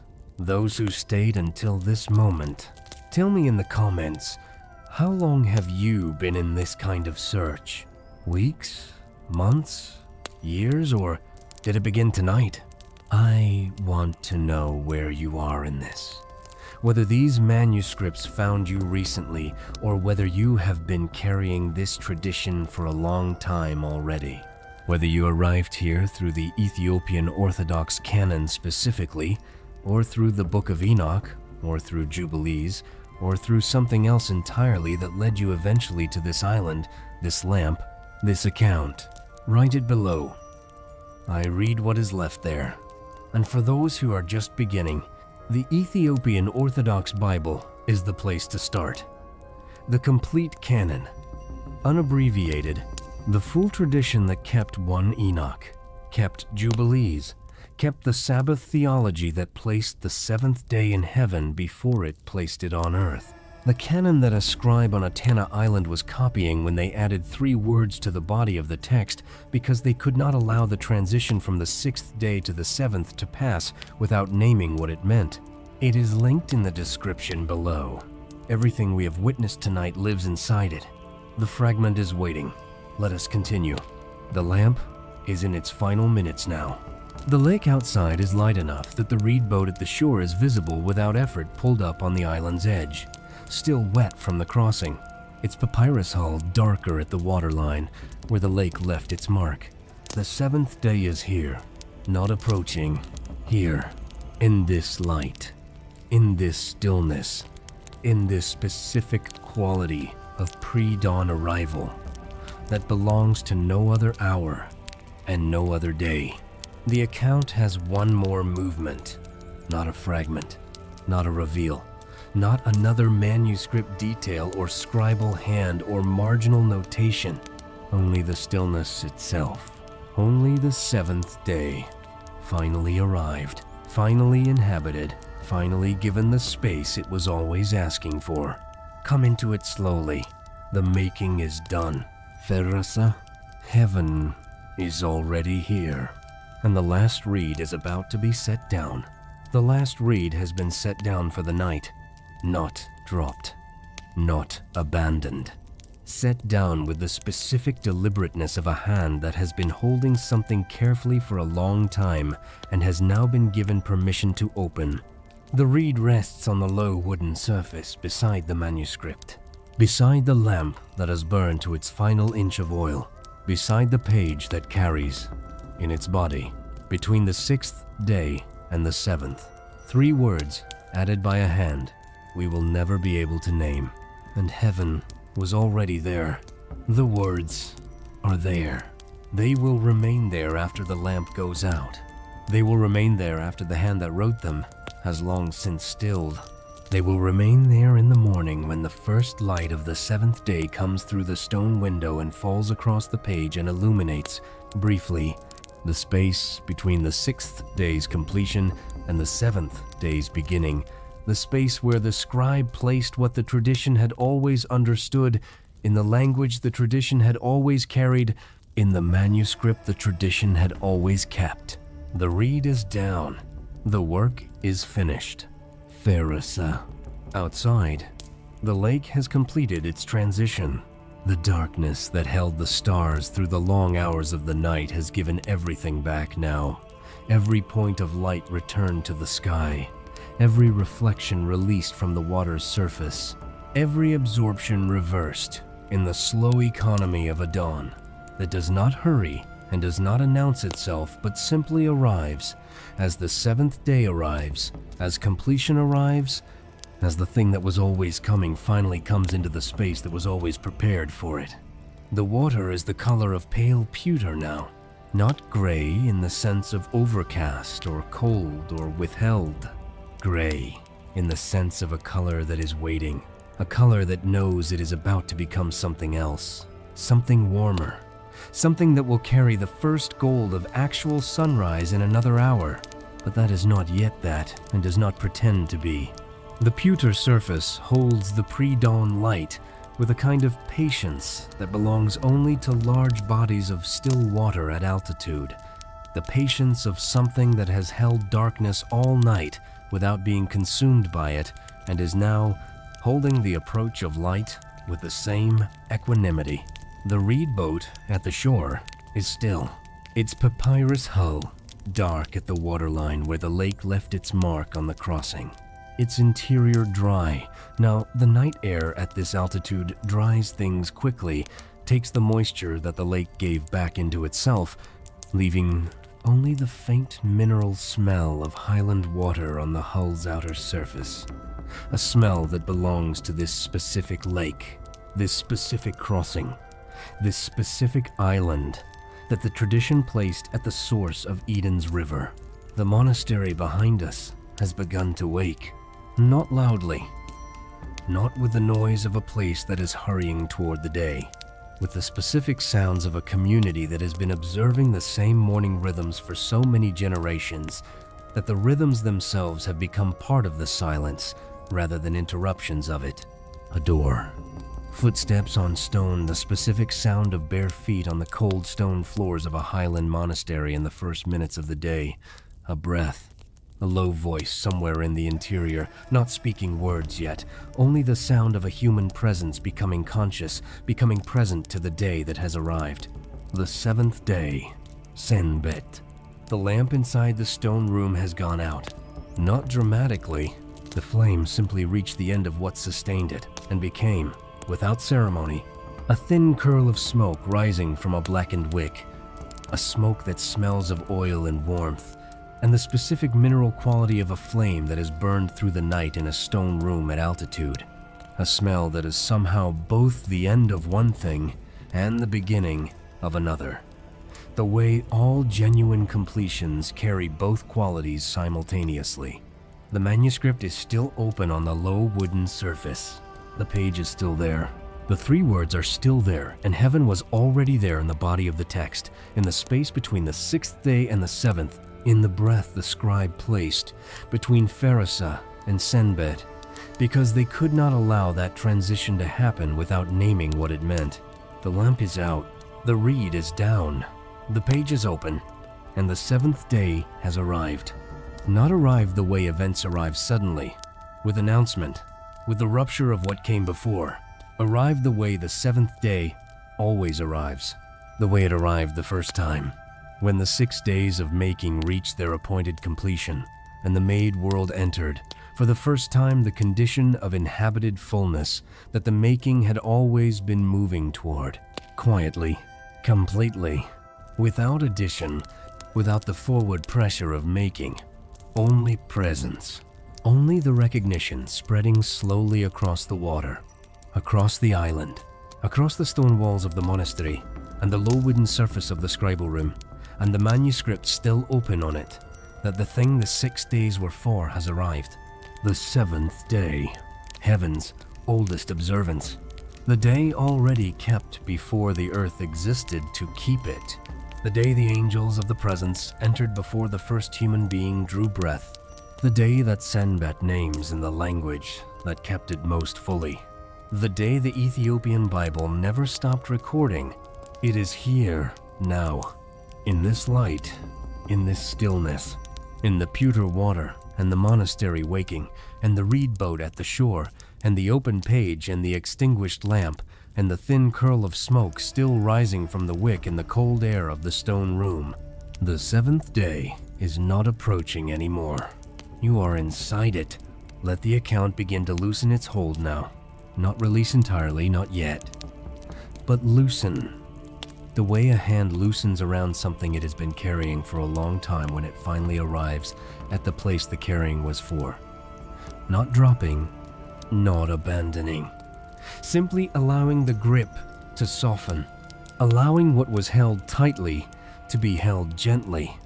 Allowing the carried thing to rest in the open hand rather than the closed fist. The manuscript has given what it came to give tonight. The fragment has shown what it was preserved to show. The scribal hand has marked what it understood needed marking. The tradition has transmitted what it received. And the seventh day, the one that was always the destination, the one heaven kept first, the one the Ethiopian Bible never stopped recording, has arrived at the shore of this island in Eden's river, in the pre-dawn light, in the stillness after the last reed was set down. It is here, and from this point forward, the account does not teach. It dissolves into the light on the water, into the stillness of the seventh day, into the rest that is not emptiness but fullness, not cessation but completion, not the end of the night but the arrival of the morning. The night was always carrying. Come into it slowly. There is nowhere else to go. The seventh day does not ask anything of you. That is the first thing to feel. Here, in this light, on this island, with the water outside holding the pre-dawn gray, and the manuscript open in the room behind you, and the last curl of smoke from the extinguished lamp still rising slowly in the cold air of the stone room. The seventh day does not ask. The 6 days asked. Every one of them. The first day asked light to separate from darkness. The second day asked the waters to divide. The third day asked the dry land to appear, and the earth to bring forth. The fourth day asked the lights of heaven to govern. The fifth day asked the water and the sky to fill with living things. The sixth day asked the earth to bring forth living creatures, asked the human being to receive the naming, asked creation to complete itself toward its appointed end. Every day asked. The seventh day only offers. Feel that distinction settling now, not as a thought to be tracked and organized and filed away in the mind's architecture of useful ideas, as a physical fact about this specific moment, about the quality of this specific light on this specific water on this specific morning. The asking has stopped. What remains is the offering of a day that has been kept since before the earth existed to keep it, the offering of the oldest observance in the created order, extended outward from heaven through the angels of the presence, through the scribal hands that copied it in Ge'ez by lamplight, through the monks who crossed dark water before dawn to arrive at the place where the manuscript was kept, through the tradition that refused to let it thin when the councils moved in a different direction, through the account that has been carrying it toward you through these hours of the night. The offering reaches here, to this island, to this shore, to you. The water outside the monastery window is changing again. The pewter is warming, slowly the way color warms at altitude, which is less sudden than at lower elevations, more gradual, more considered, as though the light at this height understands that it is arriving somewhere that has been waiting carefully and deserves a careful arrival. The gray surface is taking on the faintest suggestion of rose at the eastern edge, not a dramatic color, not the theatrical sunrise of lower latitudes, but a quiet tinting, a warmth beginning to enter the pewter, the way warmth enters stone that has been cold through the night, slowly, from the edges inward, finding the places where the cold has held longest, and working into them with patient persistence. The reed boat at the shore receives this light without comment. Its papyrus hull, dark at the waterline, pale above it, simply holds what the morning gives it, does not refuse, does not reach toward it, simply receives, the way all things receive, on the seventh day, openly, without effort, without the forward-leaning posture of the days that were still making and moving and asking. The papyrus reeds at the water's edge are barely moving.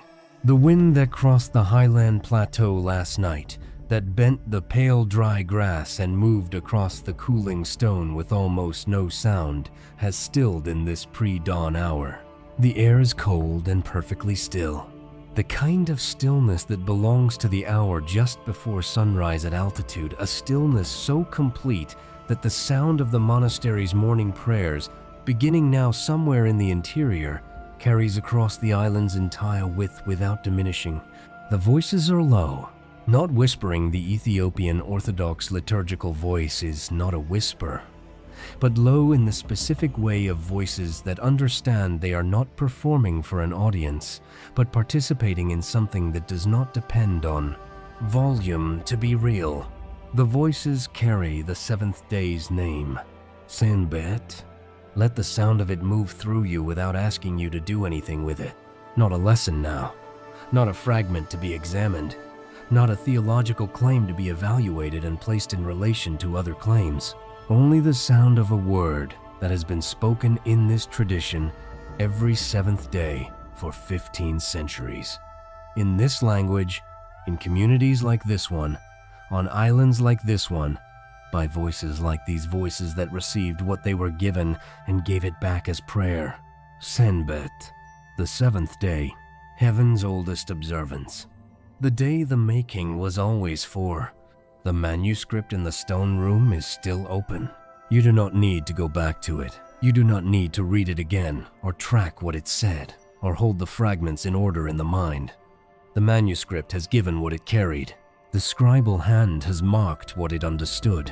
The three words are in the body of the text, and heaven was already there, and they will remain there after this night is over, after the lamp is replaced, and the oil replenished, and a new flame lit for the next night's work, after the monk who made this morning's crossing returns to the mainland, and the island settles back into its own rhythm. The words are there. They do not need you to watch them to continue being there. They are kept. Feel the island under you now, not the manuscript, not the stone room, not the lamp or the reed or the page. The island itself, the ground of it, the specific solidity of highland earth, surrounded by water on every side. Earth that has been inhabited by people who took the seventh day seriously for longer than most institutions have existed.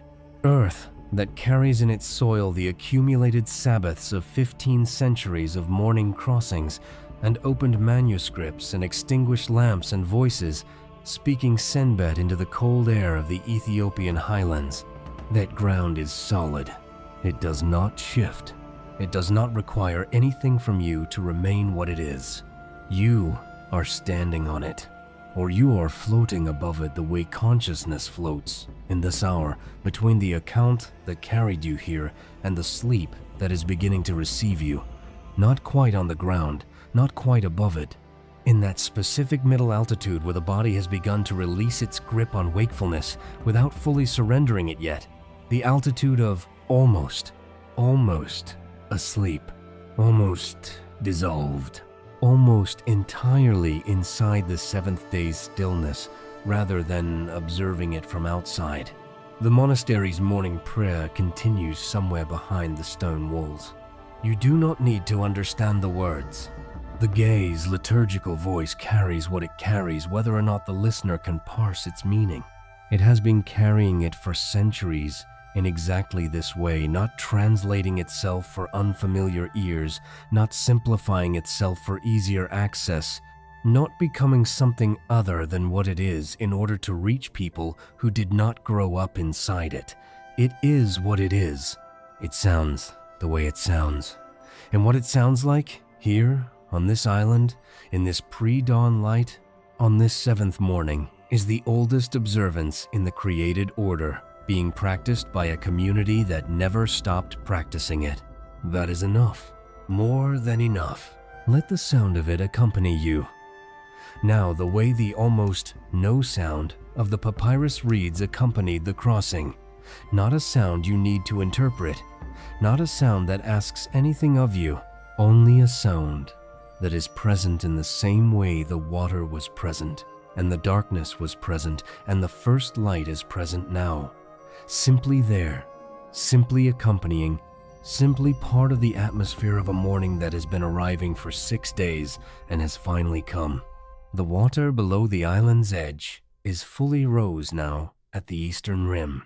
The color has moved inward from the horizon slowly, the way all genuine arrivals move at altitude, and has reached the middle distance of the lake's surface, where the gray and the rose are meeting in the specific way that two colors meet when neither is trying to displace the other. A meeting without contest, a meeting that produces something neither color was alone. A soft luminosity, a warmth inside coolness, a visual quality that belongs only to this hour and will be gone within minutes, replaced by the full light of morning, which is brighter and more useful and less beautiful than this. This is the last of the threshold light, the light that belongs to neither night nor day, the light that belongs to the seventh day's arrival. Feel it on the water. Feel it, if you can, somewhere on the surface of your own awareness, the specific quality of a consciousness that is no longer fully in the account and not yet fully in sleep. The threshold quality, the neither nor, the both at once that is about to resolve into only one. Let it resolve. The account has carried you as far as accounts can carry. The manuscript has given what manuscripts give. The scribal hands are resting. The one that copied Pharisah at the 6th day's completion. The one that added, and heaven was already there in the body of the text. The one that wrote an untranslated word 3 times in the margin and left it without commentary for centuries. The one that marked the 7th day passage with a visual breath that said, "Pause here. This deserves a different quality of attention." All of those hands are resting. The reeds are down. The lamps are out or burning their last. The manuscripts are open but not being read, simply present, simply keeping what they were given to keep, simply being there in the stone rooms and island monasteries and highland scribal centers where they have always been, holding the 7th day in the language that held it most fully, waiting for the next crossing, the next lamp, the next careful hand. They do not need you to watch them to continue their work. They are keeping what they keep, whether or not you are awake to witness it. The voices in the monastery have shifted now. The morning prayer is moving into its later movements, the part of the Ethiopian Orthodox Sabbath liturgy that carries the creation theology we have been tracing all night into the specific gaze liturgical forms that have held it for 15 centuries. The part where Sanbat is named, not as a commandment, but as a participation, not as a rule, but as an alignment, not as a human institution, but as the weekly moment when the made world enters into what heaven has always been doing. You do not need to follow the liturgy. You are already inside. What the liturgy is pointing toward? The stillness of the 7th day, the rest that is not emptiness, the fullness that the 6 days of making were always moving toward and have now arrived at, here, in this light, on this water, on this island, in you. There is a particular quality to the body in this hour, not heavy in the sense of burdened, heavy in the sense of settled. The specific heaviness of a thing that has been carried a long way and has finally been set down in the right place.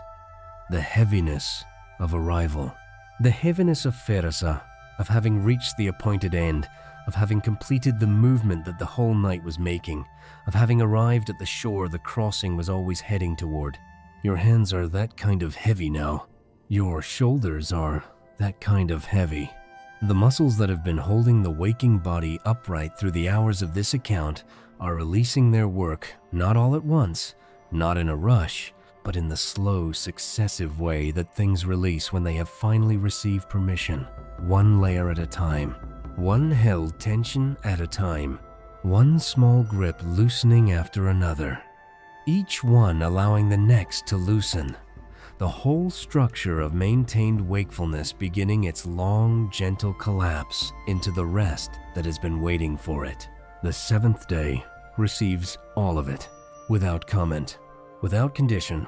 The way the lake receives the morning light openly, completely, without reaching toward it or refusing it, simply allowing what is given to be given, simply being the surface on which the light can rest. Be that surface now. The rose on the water is giving way to gold. The sun is almost at the horizon, not visible yet from the island, the highland topography holding it back for another few minutes, but its approach is unmistakable now in the quality of the light. The gold is warmer than the rose, more declarative, the light of the seventh day's full morning rather than the light of its threshold. It is coming. You do not need to wait for it. You do not need to see it arrive to know that it will.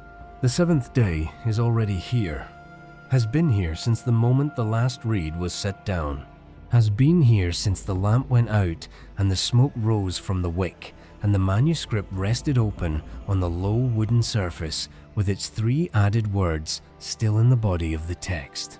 And heaven was already there. It was, it is, it will be on the next 7th day and the one after that. In this tradition and in this language and on this island and in the body of every manuscript that kept the full account when others let it thin, the 7th day holds. Let yourself be held by it now. Not grasped, held. The way the island holds the water on every side, not containing it, not controlling it, only present beside it, only existing in relationship with it, only being what it is in the place where it is while the water does what water does around it. Be the island. Let the 7th day be the water. Let it surround you on every side without asking you to swim. Only float. Only rest. Only dissolve slowly into the specific quality of this light and this stillness and this sound of morning prayers carried across the island in the cold, clear air of the Ethiopian Highlands on the first morning of the 7th day. Sanbat, the breath you are taking right now, let the next one be softer, and the one after that softer still. Not forced, not controlled, simply allowed to find its own level, the way the lake finds its own level, the way the light finds the water's surface, the way the 7th day finds the end of the 6th, naturally, inevitably, without effort, because this is what was always going to happen, and the only thing required was the willingness to arrive. You have arrived. The crossing is behind you. The manuscript has given what it carried. The lamp has finished its work. The scribe is resting. The 7th day is here, and it is holding everything the account, the fragments, the gaze words, the marginal notations, the 3 words added to the body of the text, the angels of the presence in their oldest observance, the lake at the source of Eden's river, the monastery waking in the gold light, the reed boat at the shore, the open page, the extinguished lamp, the thin curl of smoke now long since dissolved into the cold air of the stone room. All of it held, all of it kept, all of it safe inside the day that was always the destination. I am done speaking. The scene is not. It continues in the dark. Behind these words, the water warming toward gold, the voices continuing their ancient mourning, the manuscript open, the island solid, the 7th day present and unhurried and complete. Stay as long as you need. The 7th day does not close early. It holds everything placed inside it with the same steadiness it has always held from the first 7th day, when heaven kept it before the earth existed to keep it, through every 7th day since, in every tradition that remembered what it was, in every stone room and island monastery and highland scribal center, where someone pressed reed to page by lamplight, because they understood that some things, once lost, do not come back easily. The 7th day is still holding. You are inside it.